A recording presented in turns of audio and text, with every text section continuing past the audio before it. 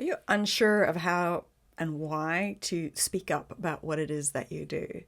Do you feel like you're too anxious to stand up on stage or speak to a large audience? I'm hoping this episode will help you, where I'm reflecting on a fighter pilot and an animal enrichment specialist and how they shared about these elements with me. Stay tuned. You're listening to The Brand Compass, conversations to navigate your way to building a brand fit for purpose and poised for success. Here's your host, Shelley, Rostlund. Hello there, my friend. Thank you for joining me today. Hopefully you've come to know that this is the place where we gently and openly talk about all the ways in which your personal brand meets the humans you serve.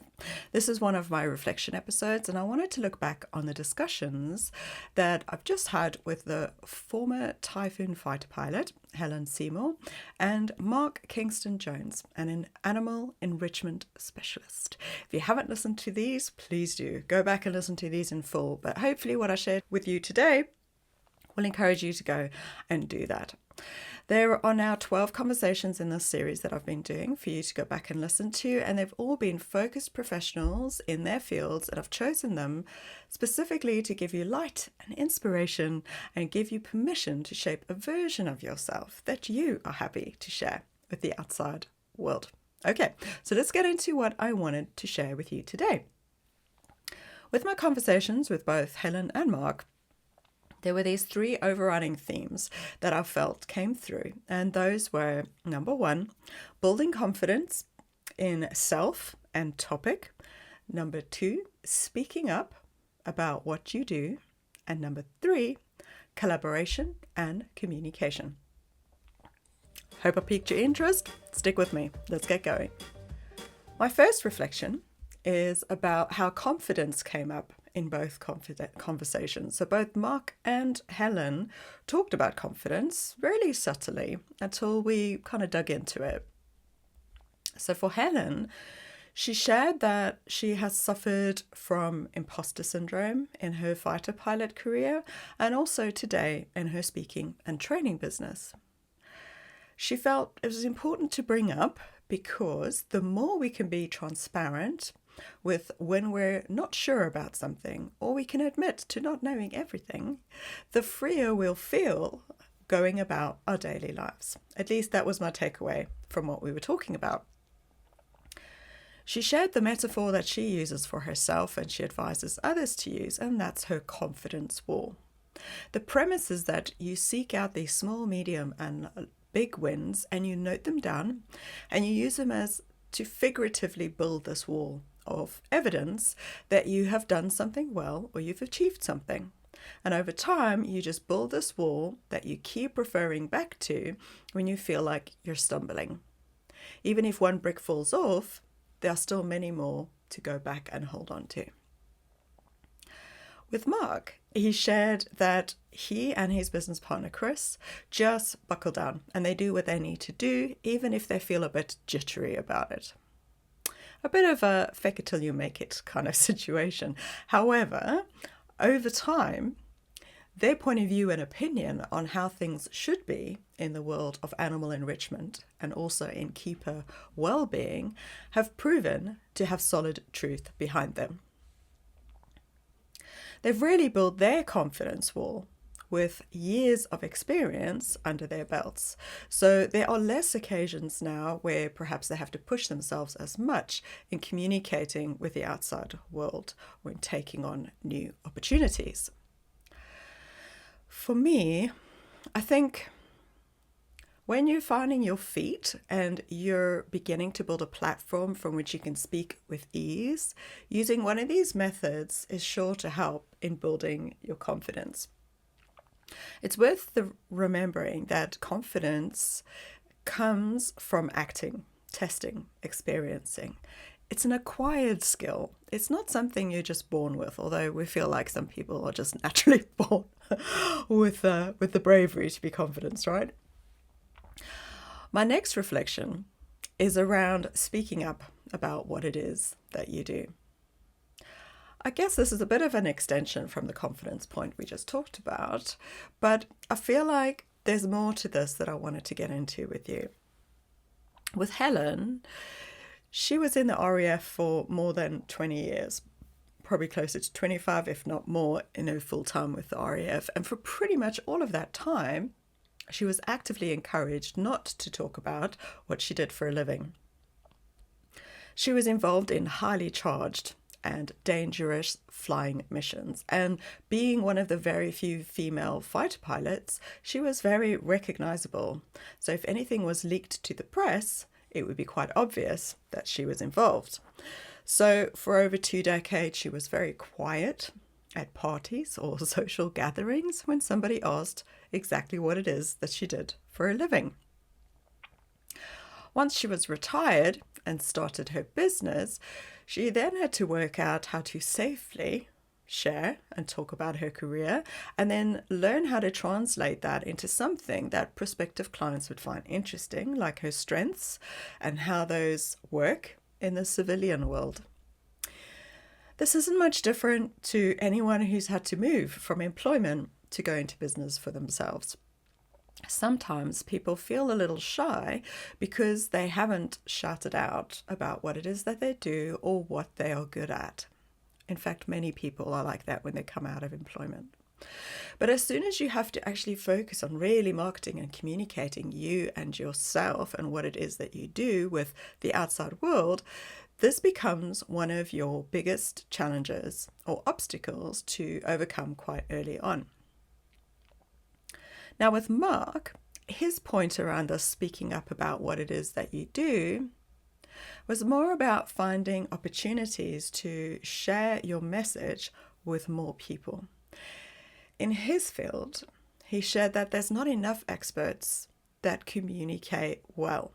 And the problem with this is the impact on the animals and the progress and investment in his industry. His message was pretty much to think of more than just you and how you feel about standing on stages and speaking to groups of people. And remember that your message is really important and needs to be heard. I love this. He's a self-confessed introvert, as are many people in his field, and they inevitably prefer animals over people, which makes it even more important that professionals in his field use their voices more. They're essentially speaking on behalf of the animals.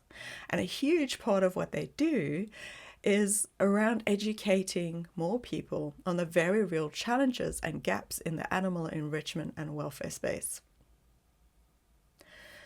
My last reflection on these two conversations is around collaboration and communication. I know I talked about this in my reflections on Penny and Isabella's episodes around communication, but this came through again this time around with these two chats, but with a little bit of a twist. The work that Helen now does in her speaking and training business has been driven by the important skills that she learnt in her time in the cockpit. Trust and transparent feedback are a huge part of what good communication looks like for both Helen and her wingwoman, Rosie. They teach corporates who are in high-risk and safety-critical industries to embrace the debrief process. This is a process whereby after every event or project that gets completed, you take the time to reflect on what went well, what didn't, what can possibly be done differently the next time to improve the outcome, if any, or what should be repeated the next time. The key to this working is the ability for everyone around the table to feel safe, to provide their input, and to be open to criticism or feedback on what went wrong. Helen shares that if done well, this can actually remove the heat from the situation and rather focus the attention on how everyone can work better together next time. In Mark's conversation, we talked a bit about how he and his team use their animal specialism to help humans to be more aware of themselves and the impact that they have on the people around them.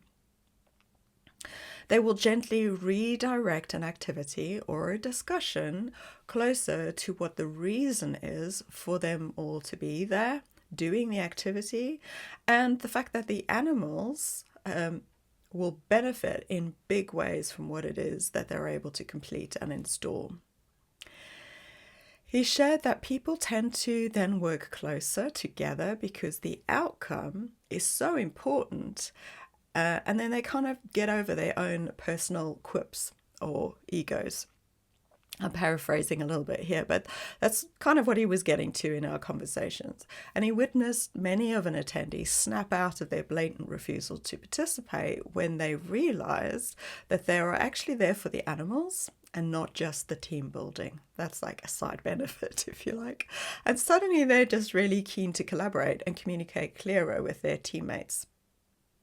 And really, it just warmed my heart to hear the kind of work that Mark does, even in the face of extreme difficulties in his industry as a whole. And that's it for my reflections, but I do like to close these episodes with, what am I going to take on? Like, what have I learned from these guys that I can actually go and implement or utilize in my own world?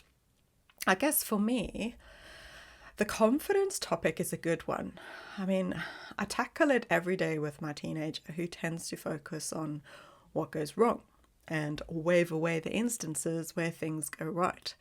So I'd like to teach her to build a solid foundation for her confidence wall. In fact, I might actually do a literal one on her walls and stick up cards which highlight when she's actually done something well.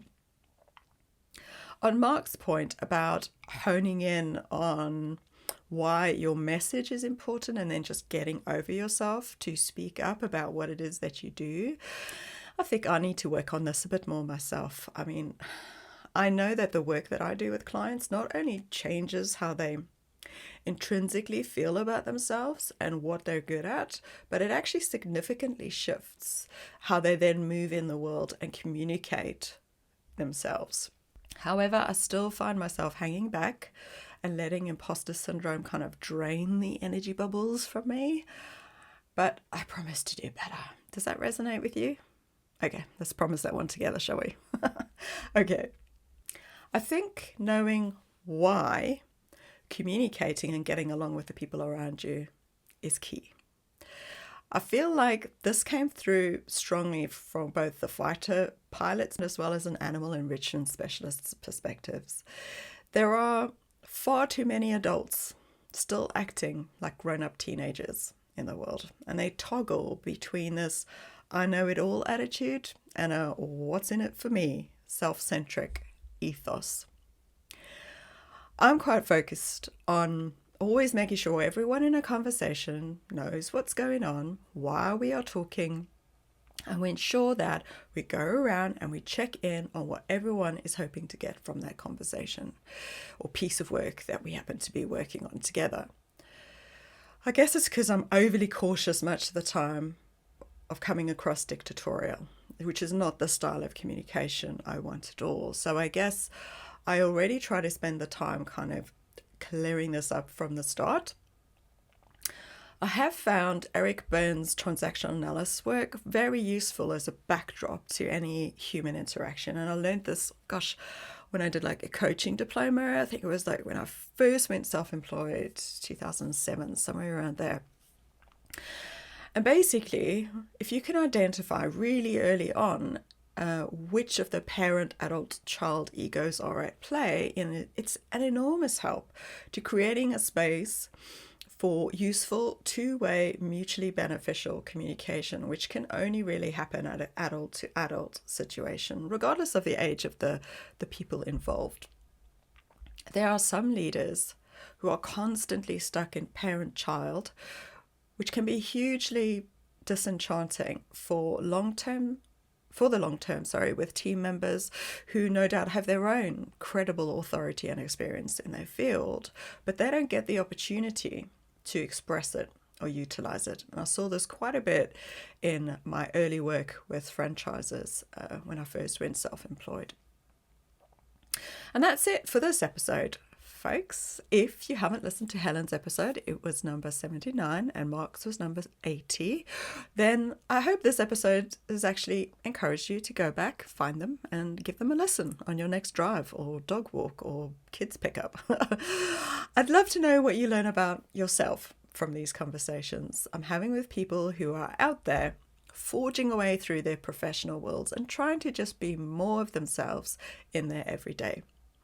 If you'd like to talk to me about working together on your personal brand strategy to make sure that you are more visible and your voice is recognized and heard by the people who need and want your genius talents that you have to offer, then let's have a relaxed conversation about it. All my details are in the show notes. Here's a quick reminder on how to support the show by doing one of three things. Number one, click the follow or subscribe button in your favorite podcast app where you're listening at the moment. Give a review if you've loved a particular episode and you want to let me know that way. And number three, very easy, tell one more friend about the show. Everything helps to open up the show to a much more diverse listenership and bring more people into the conversation of trying to be more of yourself more of the time. So who do you know who could do with listening to this conversation?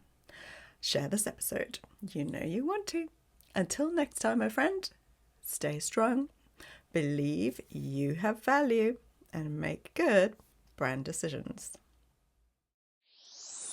Thank you for listening to The Brand Compass. If you enjoyed this episode, make sure to share it with your entrepreneurial friends and help them make good brand decisions. Until next time, let's keep the conversation going at 𝗘𝗣𝗜𝗦𝗘𝗟𝗟.com.